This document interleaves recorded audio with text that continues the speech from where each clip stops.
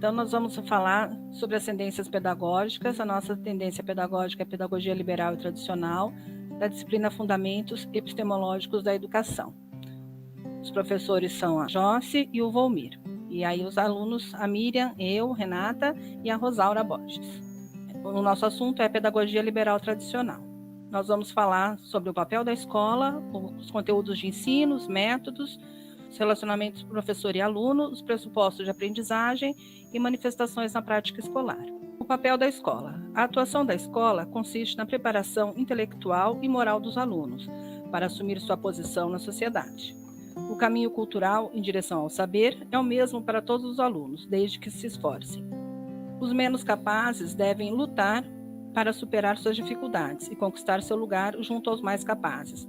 Caso não consigam, devem procurar um ensino mais profissionalizante. O método de ensino consiste em provocar a acumulação de ideias na mente das crianças. É aquela educação bancária, né? Que o Paulo Freire fala, né? Os conteúdos de ensino. Os conteúdos são valores passados pelas gerações, visam preparar o aluno para a vida. O conteúdo gera reprodução na sociedade, não estão relacionadas à realidade de todos os alunos, o que acaba que acentua as desigualdades. Os métodos. Observado a partir de 5 passos, quais sejam a preparação do aluno, a apresentação do conteúdo, a associação, a generalização e a aplicação. Com relação à preparação do aluno, visa despertar interesse do aluno no conteúdo ministrado. A apresentação do conteúdo é através sempre de aulas expositivas com demonstrações imediatas. A associação é a combinação do conteúdo já ministrado com o novo e as comparações feitas. A generalização é a criação de um conceito geral através dos aspectos particulares e exposição sistematizada. A aplicação é a explicação de fatos gerais e resoluções de exercícios para a fixação do conteúdo. O relacionamento professor e aluno está caracterizada principalmente pela autoridade do professor sobre o aluno. O professor é o único detentor do conhecimento, é o único permitido a falar em aula, pois ele passa o conteúdo como uma verdade absoluta. O aluno não pode contestar o professor e a disciplina é extremamente importante, pois é o que dá suporte a esse modelo de educação. Pressupostos da aprendizagem. A ênfase do ensino tradicional está na transmissão dos conhecimentos acumulados pela humanidade. Portanto, é o professor que domina os conteúdos logicamente organizados e estruturados para serem transmitidos aos alunos. A capacidade de assimilação da criança é idêntica à do adulto, apenas menos desenvolvida. Eu fui educada desta forma, né, onde o professor era o manda-chuva, era ele quem detinha o conhecimento e a gente tinha que aprender. Eu não. Não? Você não foi dessa forma? Não, a minha escola era Montessori. Ah, tá. Não, a minha foi desse jeito. Ou você ficava quietinho, era aquela coisa do professor lá na frente. Na minha época, o professor ficava com uma régua na mão. Se alguém falasse alguma coisa, ele dava uma reguadinha nas costas. Não podia se mexer, não podia fazer nada. De repente, entrava a gente chamava ela de coordenadora, né? Não sei como é que era na época. Ela dava cada grito na sala de aula, porque a sala era bagunceira, que não sei o quê. E a gente ficava assim que a gente nem se mexia, né? Então era aquele ensino assim bem centralizador e era o professor que sabia de tudo. E eu lembro que eu sempre fui assim meio de perguntar muito e quantas vezes eu perguntava, o professor respondia para mim assim que aquela hora não era a hora daquela pergunta. E eu ia para casa, eu ficava assim, sabe, querendo saber daquilo. Aí eu chegava e perguntava pro meu pai. Aí meu pai respondia, e só eu. Hoje eu sei que nem às vezes ele respondia o certo, né? Mas eu ficava satisfeita. Eu falava, nossa, agora eu sei o que aconteceu. Os programas devem ser dados numa progressão lógica, sem levar em conta as características próprias de cada idade. A inteligência é uma faculdade que torna um homem capaz de armazenar informações das mais simples às mais complexas. A aprendizagem é receptiva e mecânica, utilizando-se muitas vezes a coação. A retenção do material ensinado é garantida pela repetição de exercícios sistemáticos e recapitulação da matéria, além de caber ao aluno memorizar definições, enunciados de leis, sínteses e resumos. Só abrindo aqui um parênteses, eu lembro também da minha época que uma professora de geografia, ela deu quase 200 perguntas para a gente estudar, e falando que daquelas 200 ela ia tirar 10. Gente, eu lembro que eu decorei as 200. Não aprendeu nada, né? Mas decorou tudo. Mas decorei. Nossa, mas exercitou na memória. Porque ela falou assim que quem tirasse 10 na prova, ela ia dar um presente. Aí eu fiquei doida, né? Como criança, eu fiquei doida pelo presente. E eu lembro que eu decorei as 200 perguntas. Aí eu consegui tirar a nota 10, e o presentinho que ela deu na época foi um lápis e uma borracha. Aí eu lembro que eu falava, gente, porque quando ela falou presente, na imaginação de criança, eu pensei bem, né? Uma bicicleta. Nossa, imaginei. Claro. A transferência da aprendizagem depende do treino. É indispensável a retenção, a fim de que o aluno possa responder a situações novas de forma semelhante às respostas dadas em situações anteriores. A avaliação se dá por verificações de curto e longo prazo, tarefa de casa, provas escritas, trabalhos de casa. Existência de 2 tipos de esforços: negativos, que são os realizados por meio de punição, notas baixas, apelo aos pais, ou os positivos, que são as competições e as classificações. De acordo com Libânio, 2011, a pedagogia liberal tradicional é viva e atuante em nossas escolas. Vão desde as escolas religiosas ou leigas, que adotam uma orientação clássico-humanista, até uma orientação humano-científica, onde o aluno é educado para atingir, pelo próprio esforço, sua plena realização como pessoa. Sendo este o modelo escolar que predomina na história educacional. Isso, então coloca um pouco da experiência de vocês, que eu como professora já peguei outra fase, né?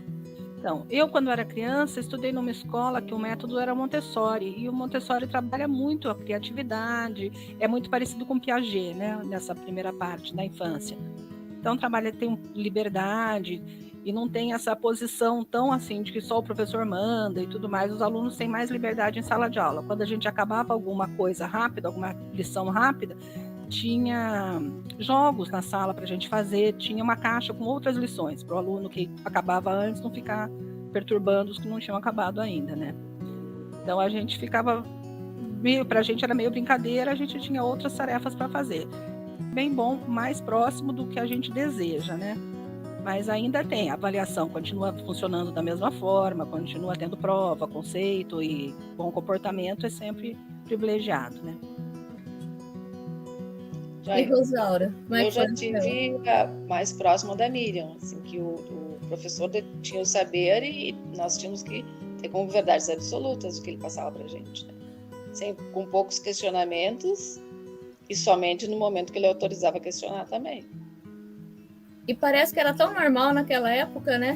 Porque foi da forma que nos foi mostrado e não tinha conhecimento e nem discernimento, mesmo nos anos mais avançados, de que o ensino poderia ser diferente, né? E o gozado, assim, que nem interessante, que nem eu dou aula, mas eu falo que eu sou metida da aula, né? Porque não entendo muita coisa, não. Mas, na realidade, a gente vê que ainda vem muitos alunos assim, né? Esses jovens que já deveriam estar com outro tipo de pedagogia, eles ainda chegam querendo tudo pronto, tudo mastigado. Parece que não conseguem pensar.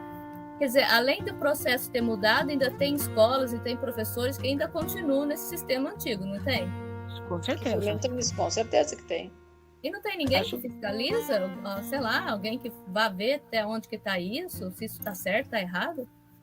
Eu acho que a maioria, principalmente nas escolas públicas, continua assim, porque o professor chega com uma aula pronta, que ele às vezes nem sabe o nome de todos os alunos, que ele dá muitas aulas por dia, ele não tem nem tempo de discussão. Sim, não tem uma coisa pessoalizada, né?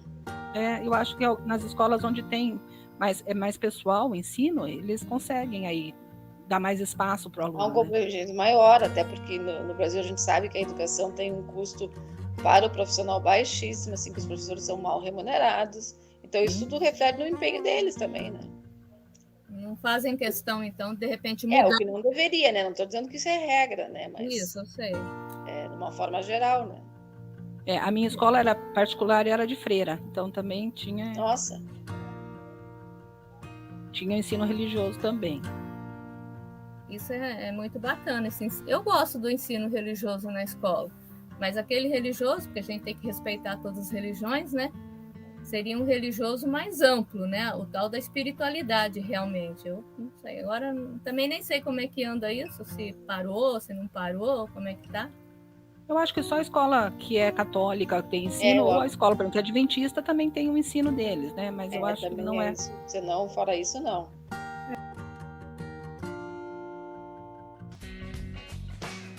Quando surgiu, principais teóricos, concepção de escola, professor, aluno, aprendizagem, conteúdos, metodologia e avaliação. Essa tendência surge por volta do século XVI, como alternativa à escola medieval, de base religiosa, posteriormente separada entre escola tradicional religiosa, cujas raízes estão na Idade Média, e escola tradicional leiga, própria do período de ascensão da burguesia. Alguns dos principais teóricos são os jesuítas, o Herbert e o John Locke. O ensino tradicional é uma das concepções contemporâneas mais antigas e é um ensino que predomina nas escolas até hoje. A pedagogia tradicional fica presa ao ensino padronizado, que muitas vezes não permite a inovação e também uma interação maior entre aluno e professor. A escola.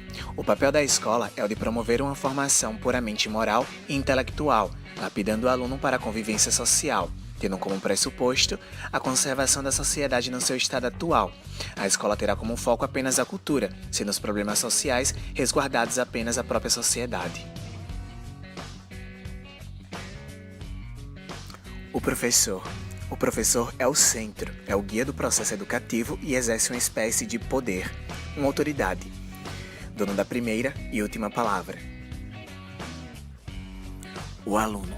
O aluno é passivo, seu papel é o de receber o conhecimento transmitido pelo professor, tendo em vista ele ser considerado uma tábula rasa, ou seja, uma folha de papel em branco. O silêncio em sala de aula é imposto pela autoridade docente.